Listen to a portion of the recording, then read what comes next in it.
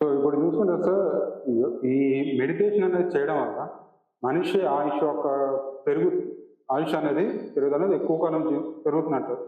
అంటే మామూలు ఒక మెడిటేషన్ చేయని వ్యక్తి కన్నా మెడిటేషన్ చేసే వ్యక్తి ఎక్కువ కాలం జీవిస్తారు అనేది అంటుంటారు. ఇందువల్ల అసలు నిజమేనా? అసలు మెడిటేషన్ చేయడం వల్ల ఎక్కువ కాలం బతకచ్చు అంటారు కదా? మనిషి మెడిటేషన్ అనే కాదు, మనిషి జీవితం సంకల్పంతో ఆధారపడి. ఓకే. మెడిటేషన్ వల్ల సంకల్పం సరిగా ఉంటుంది. ఈ చావు అనే కాన్సెప్ట్ చాలా పెద్దది. అది దాన్ని మనం ఒక కోణంలో అర్థం చేసుకోవాలి. ఎందుకంటే ఒకడు 30 సంవత్సరాలు పోతాడు, ఒకడు 100 సంవత్సరాలు ఉంటాడు.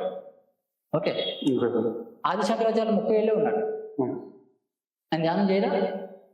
పరమ యోగీశ్వరుడు కదా. సో చావుకి దానికి సంబంధం లేదు.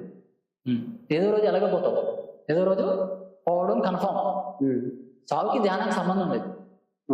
అదే ఆయుష్ అనేది ఆ సోల్ యొక్క డెసిషన్ మీద ఆధారపడి. అదే ఆ సోల్ డెసిషన్ మీద, తన జన్మ ఎత్తడానికి ముందు తీసుకునే నిర్ణయాల మీద, ఆ డిజైన్ మీద అది ఆధారపడి. ప్రస్తుత జీవన విధానం కొంత